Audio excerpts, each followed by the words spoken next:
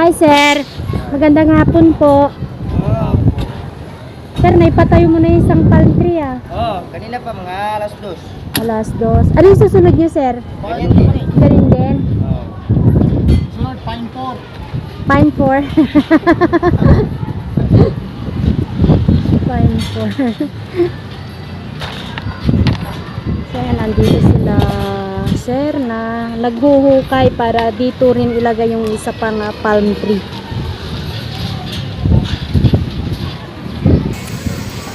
Ayun. So eto guys, patuloy po yung pagtatanim nila ng halaman sa mga plant box. Yan, shout out po sa Lepanto Builders na siyang nagtatrabaho po dito since nung first day ng Pasig community. Ayan. Once again mga kababayan, welcome po sa ating YouTube channel. Ito po ang yung Ate Mel V. At ito po yung pinuntahan natin, yung pagtatanim ng Manila palm tree. At gusto ko talagang makita yung actual na pagtatanim nila. Kaya pumunta po tayo. At ito nga na tagpuan natin na nailagay na yung isang Manila palm tree. At ito yung hintayin natin ngayon. Itong parteng ito, snack time nila. So ito yung hintayin natin. Ilang minuto lang naman yung yung pahinga nila. Magme-merienda lang sila. At papalik din sila in a few minutes. Kaya hintayin natin ito mga kababayan.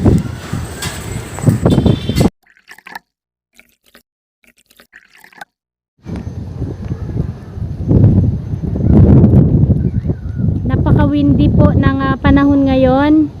Windy na may ambon na may araw. Kumpleto po yung weather natin ngayon. May araw siya na may ulan pa, windy pa.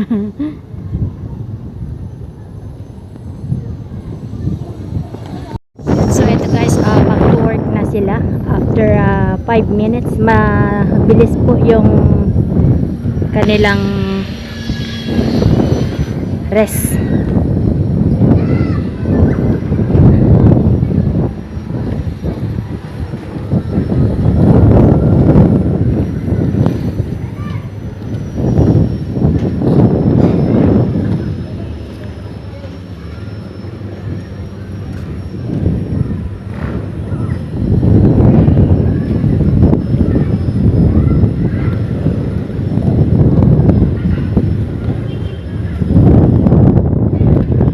Habang may nagtatanim ng santan dito sa plant box, ay meron ding nagpapala dito sa may gitna.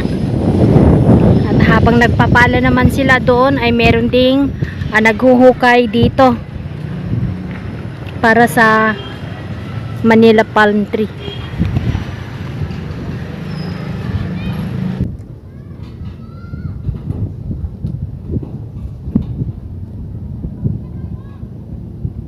Napansin natin mga kababayan, kanina nakita natin na sinusukatan ni Kuya kung gaano kalalim yung hinuhukay nila. Maring para hindi madaling mabuhay yung Manila palm tree. Naka-intact po.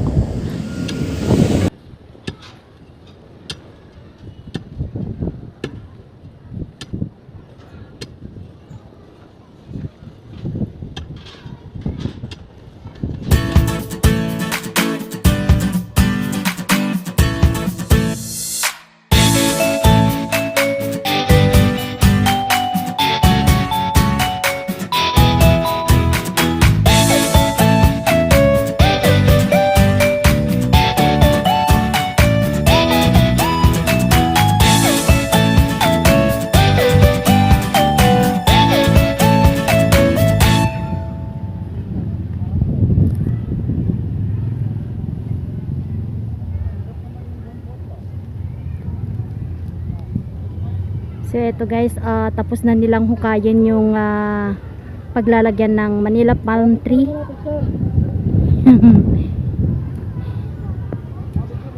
Picture daw. Bubuhatin na nila.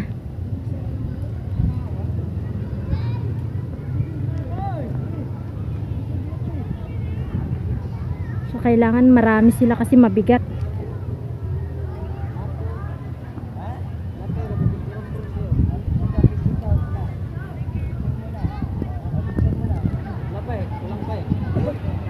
May bayad dyan. Number 4 ka pa.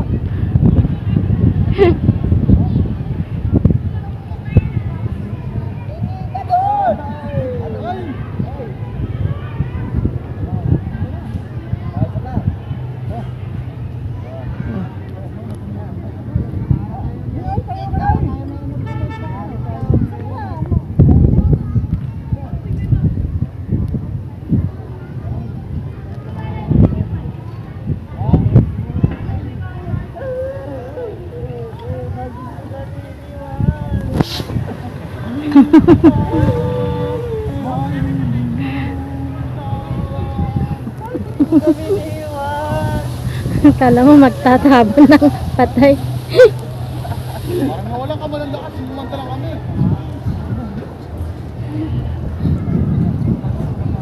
Yes. Bakit ito siyang iniwan? Tayo.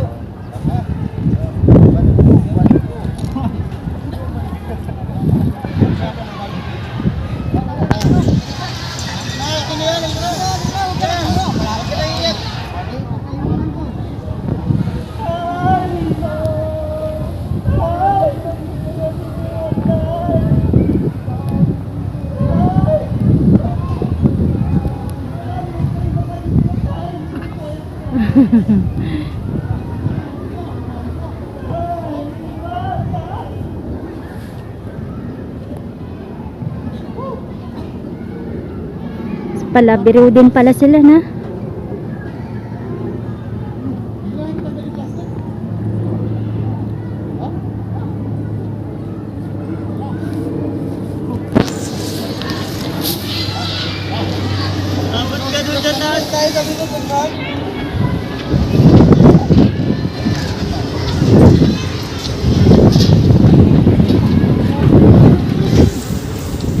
Ayun. So yan guys ang pagtatanim ng Manila palm tree.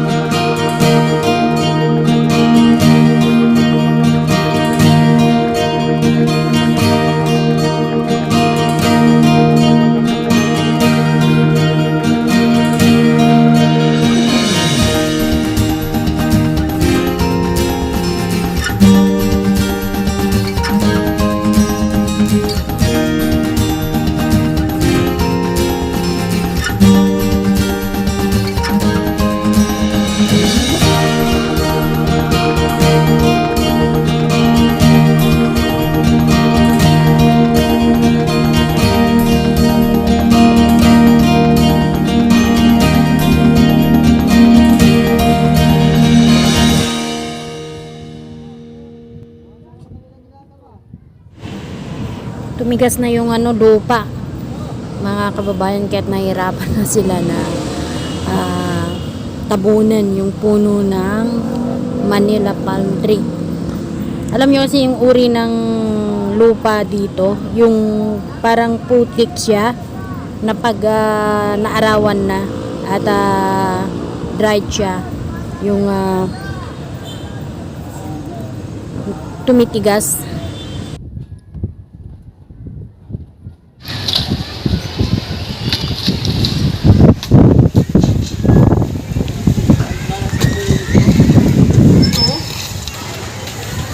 Anong metro? Sa ilaw?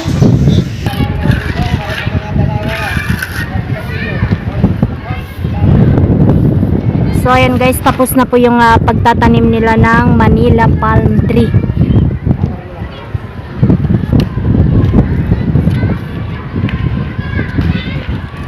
So ayan, matras tayo ng konti para makita natin ng buo yung dalawang palm tree na nakatanim na.